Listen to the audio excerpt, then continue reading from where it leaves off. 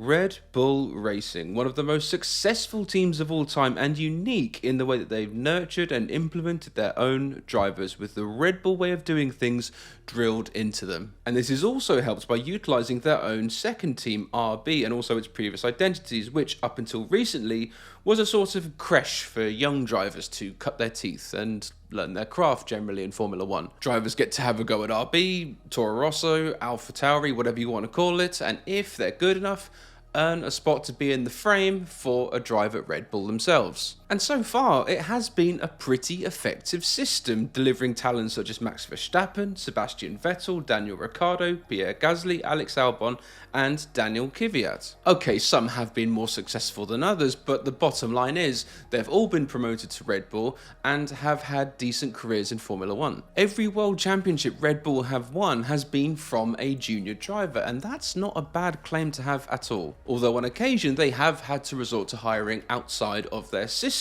hiring the likes of Sergio Perez or Mark Webber, and it's also a method which has had a pretty good record. Perhaps not recently, but you know what I mean. However, I have a feeling that this ability Red Bull has to reach into its own talent pool and pluck out winners and great drivers may not last for much longer, or is at least about to face a dip. So anyway, let's get into this and find out exactly why. So at the beginning of 2024, the collective Red Bull operation had a wealth of talent they were able to utilise, and all appeared to be on board long term. You had Max Verstappen and Sergio Perez at Red Bull, and then at RB there's Yuki Tsunoda and the returning Daniel Ricciardo. And between both of those, you also had Liam Lawson, who could jump into either car or team if need be. And it's just fascinating because on paper anyway, Red Bull appeared to have all bases covered for the next few years. However, fast forward to now and more or less across their whole driver roster, there appears to be doubt all over the place. You have Max Verstappen, who is awash with rumours of a move elsewhere, and if the future Red Bull package without Adrian Newey and other Red Bull boffins doesn't deliver,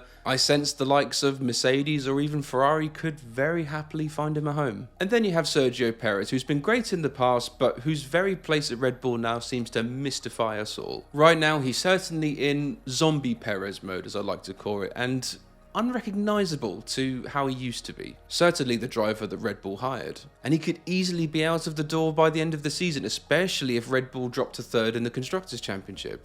But also, for strange and unknown reasons, could still be at the team in 2025. And then moving over to RB, you have Yuki Tsunoda, who is on the cusp of ascending to that next level. He's nearly there, but missing that little extra something. But with Honda's move from Red Bull to Aston Martin for 2026, I'm also certain that Yuki will be going with them too. I just can't see any way that Honda will have one of their own drivers competing against them. It's bad for business, and Honda are all about business. And then there's Daniel Ricciardo, whose comeback didn't go according to plan and has since been replaced by Liam Lawson, Red Bull's latest and greatest homegrown talent. And so just to summarise, come 2026, Red Bull could be in a very different place and could almost have to start from scratch regarding their driver lineup. Because come 26, you have Verstappen gone, Perez gone, Tsunoda gone, Ricciardo long gone, and the only driver out of that original lineup of 5 is Liam Lawson. So across 2 Red Bull teams, that's 3 race seats to fill and perhaps 1 or 2 reserve driver seats as well. So Red Bull collectively needs to find at most 5 new drivers. And so the big question here is, how the hell has this been allowed to happen,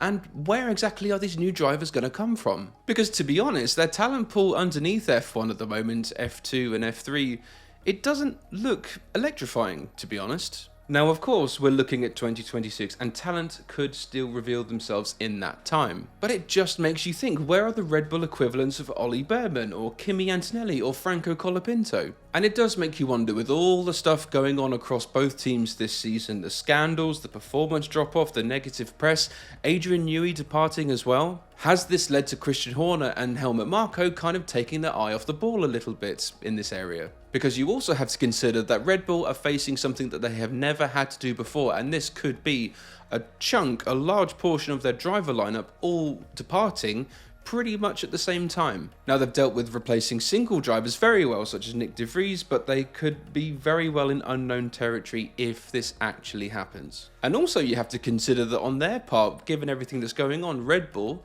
may not be the place to be come 2026. There'll be the regulation changes, and they'll have their first proper Adrian Newey-less car, and also no Honda engines either. So unless the people in charge come up with something really spectacular, we could be looking at one of F1's biggest downfalls, similar to that of WTF1, for example. Okay, sure, they're going to have backing from Ford, but you know what? So what? Yes, Ford have a rich heritage in F1, but in recent history, they haven't exactly blown us away with their efforts. I'd say recently they're more known for ruining teams than improving them. So with all these things, the exit door being kicked off its hinges, losing your resident genius and venturing into the unknown with this new Ford partnership, combined also with Red Bull and RB being known as perhaps, shall we say, tough places to work, there's a very real possibility that they could have issues attracting big established drivers and also young talents. So what exactly could the solution be? So firstly, we'd like to think that come 2026, Liam Lawson will be in one of the seats at Red Bull. So let's consider that box ticked. Then moving on to the other 3 seats, unless some really excellent talent reveals itself from Formula 2 or Formula 3, Red Bull might be forced to look outside of their little bubble to find new drivers. Although this might not exactly be as outside the bubble as you might think. Come 2026, I sense it's a very real possibility that ex-Red Bull drivers Pierre Gasly and Alex Albon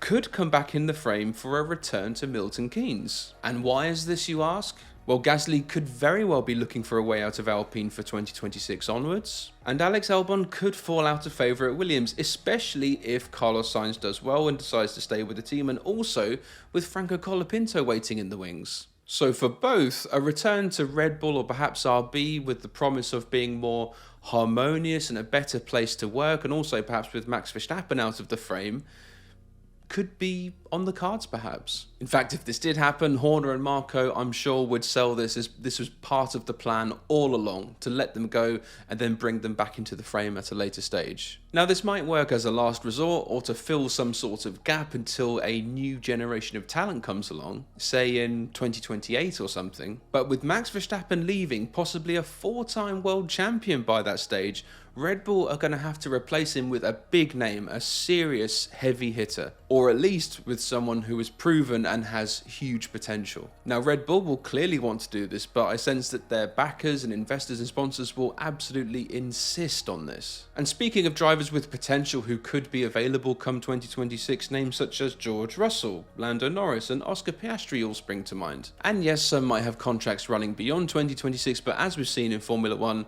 contracts are very, very breakable. And at least that way, let's say for argument's sake, the lineup for Red Bull will be Lawson and Russell, and then RB, or even if it is still called RB at that stage, will have Gasly and Albon. And even if they did it like that, 3 out of those 4 drivers are Red Bull Academy drivers, so everyone's happy. Now, of course, this is pure speculation and wishful thinking, but I sense the real solution, and this is all based on if Max leaves, of course, is for Red Bull to find its own homegrown, brand new frontman for the team. And Red Bull may have already found him in the form of Liam Lawson, but if not, I get a feeling that they're going to have to put up the scaffolding and start the building work and digging for the next few years to find the next Sebastian Vettel or Max Verstappen. Find their new guy, build the team around them exactly the same way as they've done with Seb and Max. And sure, it would mean for them having to take a break from their traditional way of doing things, but you know what? It will probably yield better results in the long run. So what do you guys think? Are Red Bull going to have to rethink their entire driver lineup, or is Max going to be retained beyond 2026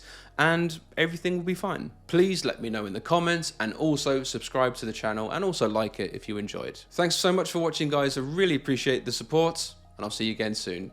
Cheers.